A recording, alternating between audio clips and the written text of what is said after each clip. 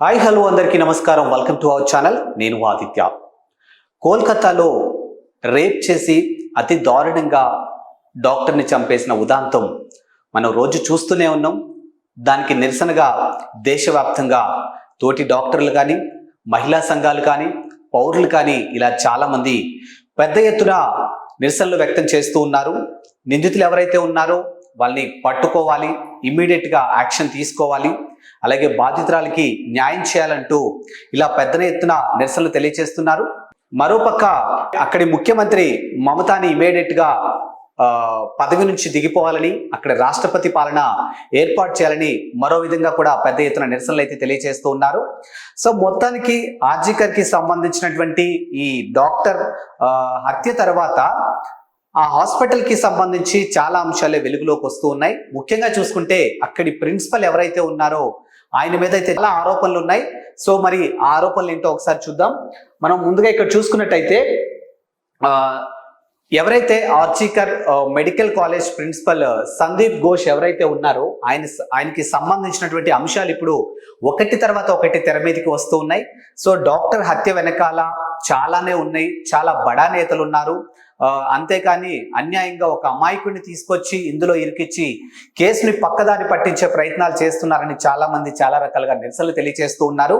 So మరి నిజంగా ఈ హత్య వెనకాల బడా నేతలు ఉన్నారా, లేకపోతే ఒక సైకో చేసినటువంటి పని అనేది ఇంకా ఒక కన్క్లూజన్కి అయితే రాలేదు. సో మరి దానికి సంబంధించినటువంటి అంశాన్ని ఏదైతే ఉందో స్వయాన సుప్రీంకోర్టే సుమోటంగా తీసుకొని ఈ కేసుని సిబిఐ వాళ్ళకి అప్పగించడం జరిగింది. సో ప్రస్తుతానికి ఇద్దరు మహిళా ఆఫీసర్స్ అయితే ఈ కేసుకి సంబంధించినటువంటి ఎంక్వైరీ చేస్తూ ఉన్నారు. సో నిజాలు తెలుసుకునే ప్రయత్నాలు అయితే చేస్తున్నారు.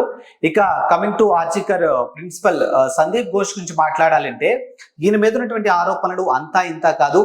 వృత్తి పరంగా చూసుకున్నా కానీ, లేకపోతే వ్యక్తిగత విషయాలు చూసుకున్నా కానీ చాలా అంశాలే ఒకదాని తర్వాత ఒకటి తెర మీదకి వస్తూ ఉన్నాయన్నమాట. సో ఈ ప్రిన్సిపల్ కి సంబంధించినటువంటి అంశాలు ఏవైతే ఉన్నాయో ఒకటి తర్వాత ఒకటి తెర మీదకి రావడం జరుగుతుంది. సో హాస్పిటల్ కి సంబంధించినటువంటి అంశాలు చూసుకున్నట్టయితే అక్కడ ఉన్నటువంటి ప్రతి సామాగ్రిని కూడా ఆయన ఏదైతే యూజ్ చేసినటువంటి సిరంజీలు కానీ, లేకపోతే గ్లౌజెస్ కానీ, లేకపోతే మిగతా ఎక్విప్మెంట్స్ ఫ్లూయిడ్స్ కానీ ఇలా ఏవైతే ఉంటాయో వాటన్నిటిని రీసైక్లింగ్ చేసి మళ్ళీ యూజ్ చేసేవారంట.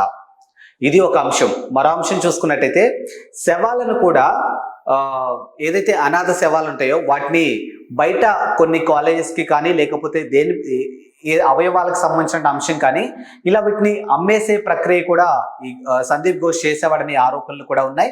అండ్ బంగ్లాదేశ్కి సంబంధించినటువంటి ఈ ఎక్విప్మెంట్స్ ఏవైతే ఉన్నాయో బంగ్లాదేశ్కి ఎగుమతి చేసేవాడంటూ ఆరోపణలు కూడా ఉన్నాయన్నమాట. ఇక ఆయన పర్సనల్ లైఫ్ లో చూసుకుంటే కూడా తన భార్యను కూడా అతి దారుణంగా చిత్రహింసలకు గురి చేసేవాడని, ఆమె ఒక బిడ్డకు జన్మనిచ్చిన తర్వాత 14 రోజుల్లోపే ఆమెని వ్యక్తిగతంగా గాయపరచడం జరిగింది. సో ఆమెకి ఏదైతే సిజేరియన్ చేశారో ఆ స్టిచెస్ ఏవైతే ఉన్నాయో అవి కూడా పగిలిపోవడం, అక్కడ నుంచి తీవ్రంగా రక్తస్రావం జరగడం కూడా జరిగింది.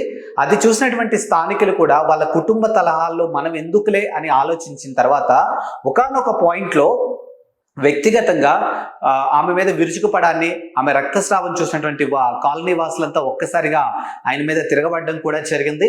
అండ్ కాలనీలో కూడా ఎవరితో కూడా అంత మర్యాదగా కాకుండా చాలా రూడ్గా బిహేవియర్ ఉండేదని చెప్పేసి కాలనీ వాసులు కూడా వెల్లడించడం జరిగింది.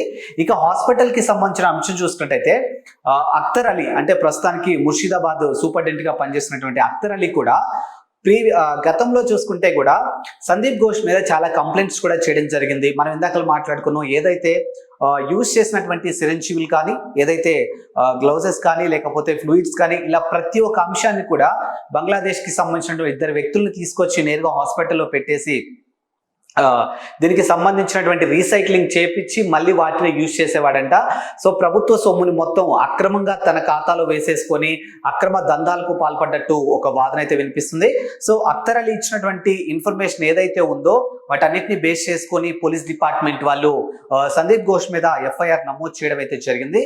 అండ్ ఇంకో అంశం చూసుకున్నట్టయితే ఎవరైతే విద్యార్థులు అంటే మెడికల్ కి సంబంధించినటువంటి మెడికోస్ ఎవరైతే ఉన్నారో వాళ్ళ ఫీజుల విషయంలో కూడా దీని ఇన్వాల్వ్మెంట్ ఉంటుందని, అండ్ వాళ్ళకి ఇంటర్నల్ మార్క్స్ కి సంబంధించిన అంశం కానీ, లేకపోతే పరీక్ష ఫెయిల్ సంబంధించిన అంశాల్లో కూడా అడ్డగోలుగా లంచాలు తీసుకొని వాళ్ళని పాస్ చేయడం కానీ, లేకపోతే ఇంకో అంశం కానీ, ఇంకో అంశాలు కూడా తెర మీదకి ఒకటి తర్వాత ఒకటి వస్తూ ఉన్నాయన్నమాట.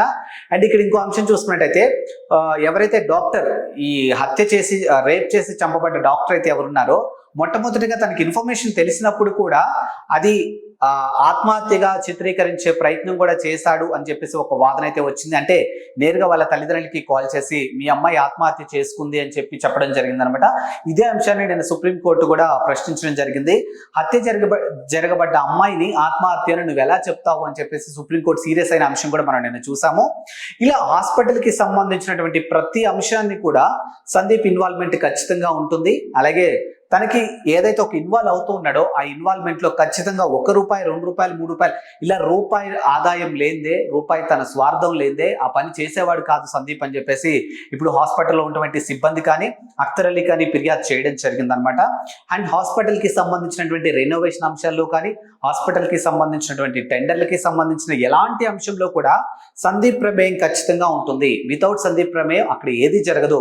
ఆర్జికర్ హాస్పిటల్లో ఏ దందా జరిగినా కానీ, ఏ ఆర్జికర్ హాస్పిటల్లో ఎలాంటి వర్క్ జరిగినా కానీ, ఆర్జికర్ హాస్పిటల్కి సంబంధించినటువంటి మెడికల్కి సంబంధించినటువంటి ఎలాంటి ఇన్ఫర్మేషన్ అయినా కానీ మొట్టమొదటిగా సందీప్కి తెలియాల్సిందే. అందులో సందీప్ చేతివాటం ఖచ్చితంగా చూపిస్తాడు అని చెప్పేసి ఇప్పుడు అక్కడ ఉన్నటువంటి సిబ్బంది కూడా తెలియజేస్తూ ఉన్నారు.